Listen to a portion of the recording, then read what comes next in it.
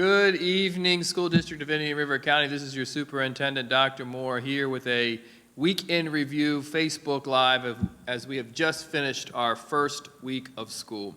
And I want to begin by thanking each and every single family, student, principal, administrator, and staff for your willingness to support this district. Our primary objective is to provide world-class education to empower students to maximize their full potential. And we have all stood shoulder to shoulder this week in doing that work. So parents, thank you for trusting us and allowing your students to engage with outstanding, wonderful instructors and adults in our campuses as we continue over the course of this school year to set the example as to what world-class education looks and how a school district and community works together to provide that world-class education. So just a quick week in review in terms of the first week of school. I want to continue to encourage families to fill out or look at our SDIRC Safer at School plan. This is the opportunity for you to review the mitigation strategies that we have in place, the work that we're doing in order to ensure that our schools are safe, they are healthy, and students can connect to that world-class education we were just talking about. We have updated our COVID-19 dashboard. You'll find that dashboard on our homepage. A little bit of a different feel this year, but it's reporting the number of positive cases that we have for both students and staff, as well as the overall number of quarantines when we have them. So that you'll be able to access this on our homepage. How, you might ask? Well, here you go. You can look at our homepage and you click on the View SIRDC COVID dashboard, and that takes you to the actual dashboard itself. So please feel free to check that. It will upload every evening, so it will always be a day lagged, obviously, but it will be live. We'll have to wait for it like you did last year. Also work with surrounding districts over the course of this last few days to ensure that it is aligned in terms of what we're reporting, as well as how we're reporting. So we're excited to be able to push that information out. We do have our COVID procedures in place. Our mitigation strategies are key. And as a district, we will continue to evaluate those systems in order to ensure that we're able to move through this spike as a result of the Delta variant and continue to provide quality education to our students and not increasing the overall spread of COVID throughout our community. So we continue to evaluate what's happening in our schools on a daily basis. We have systems in place that we want to continue to implement, but we need to evaluate the reality on a daily basis. And if we need to make modifications or changes because what we're doing isn't working, then we need to be bold and courageous enough to do so. Right now, at the end of the first week, we're seeing very, very positive results. And once again, I thank everyone for your willingness to abide by our Safer at School plan. We have seen great interaction of students. Our students, once again, are setting the example on how to honor and respect face covering options families and children are making. Just wonderful environments and cultures in our school, and so appreciative for our families for having those conversations. Once again, we are a opt-out, so the high recommendation of wearing a face covering is what we as a system have in place. We want to ensure that families, parents, and children are having that conversation. If the decision in your household is to opt out, please complete the opt-out form on Focus or send in a note for your first period teacher, and then we'll enter that information for you. We're asking that information to be done by Monday when we come into school.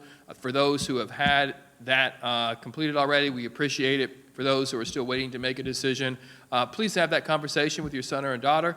Make the decision that you feel is right for you and have that in so we can continue to evaluate our reality on a daily basis to make sure that we're making the right decisions as a community for our school system. I want to encourage everyone to continue to look at our Back at School webpage. It is the one-stop shop. A lot of interaction. I know parents are exhausted at the end of the first week. Our high schoolers haven't been up this early all summer long, so they'll probably sleep all weekend long. But there's still a lot of information and proactive work that needs to be done to ensure that we're ready for school. So continue, have those conversations with your son or daughter, refer back to our webpage. A lot of information there regarding everything you need to know. Once again, a reminder, breakfast and lunch are free all year long. So I want to encourage each of you in the morning, swing by the cafeteria, energize your body, be ready for an outstanding day of instruction. Same thing at lunch. We are a system that is dedicated to creating really good homemade meals. The more participation that we have, the larger we can expand that initiative. So let's get in those cafeterias and let us provide quality, made from scratch food for you. That's where we want to go. Cafeteria staff is up early cooking for you. We want to see you guys in the cafeteria because it's good and because it's free. Transportation, the ZPASS cards are coming home today if they haven't come home already. This is the opportunity for our students to scan in and scan off the bus so we know where they are. This technology also allows you to know when your bus is approaching, whether it's in the AM or the PM. So please take the opportunity to make sure your son or daughter has that card. Visit our webpage so you can log on and set up your geofence around your home and for the school so you know when your student is coming into the school. This is a big investment for us. We want to be transparent, open, and honest, and we want to ensure every student or every family knows where their children are at all times. Also, as you're getting on that bus, we want to remind you that this is a buckle-up bus. So as you get on the bus, just as you would in your car, we want to, the bus drivers will insist that you put your seatbelt on. Let's work together. We want to ensure our students are safe as we're transporting them to and from school. There'll be some minor changes in parent drop-off and pickup. Our administrators over the course of this week have been problem solving as more parents are dropping off or returning into the school experience. We are responding to that reality in order to ensure we can be very efficient in getting everyone to drop off on time and pick up on time, as well as making sure our buses arrive with enough time so students can have breakfast and also leave within 7 to 8 minutes after the dismissal bell has sounded. We have significantly improved our pickup and drop-off times, but we're not there yet. So I will continue to say until it is 100%, this district will not rest, the superintendent will not rest. We'll continue to push and problem solve any concerns or issues you may have. Please let us know. We all can say we know it's the first week or the second week, but I expect every single bus to be on time in picking up students and dropping off students. And as leadership teams in schools with our district transportation office, we're going to continue to work and we'll have it there extremely quick. Middle of next week is my expectation. And if that's not what you're seeing, I would really respectfully request you let us know so we can have that transportation resolved. But very proud of that team over the course of this week, getting everybody back on the road. Our bus drivers are absolutely outstanding, warm and welcoming. Been a challenging week, but they have responded in an absolutely outstanding way, and we're going to continue to get that right until it is 100%. And speaking Vero Beach, you'll get some information from them today. They have some drop-off zones that we're not actually accessing, and that would be really good if everyone knew all of the opportunities where to drop off students.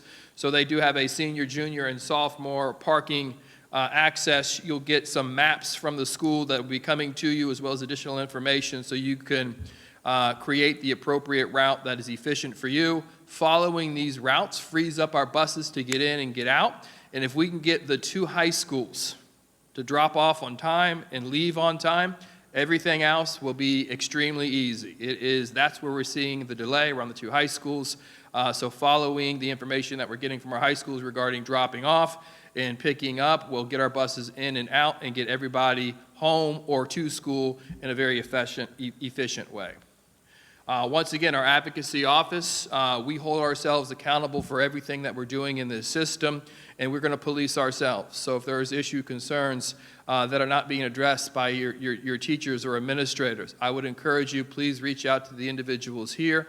We're here to help.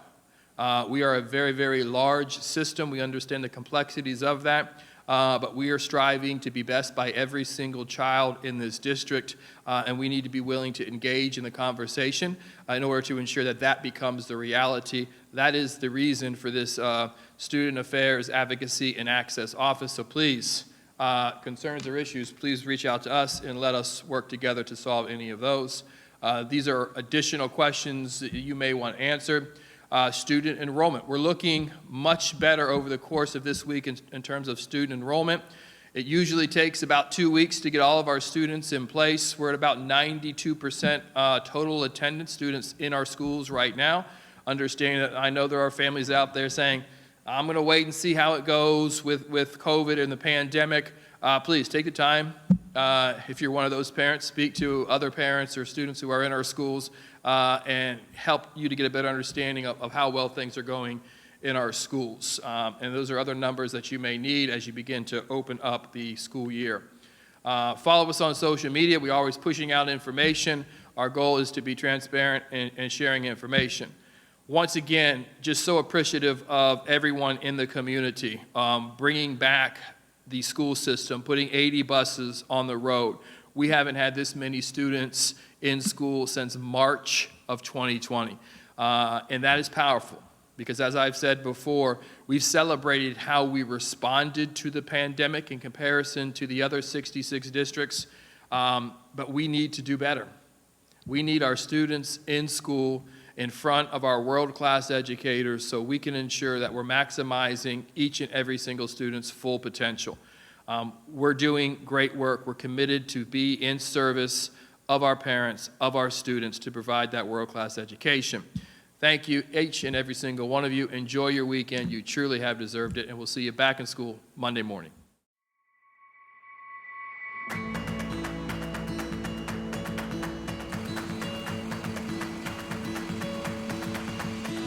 Thank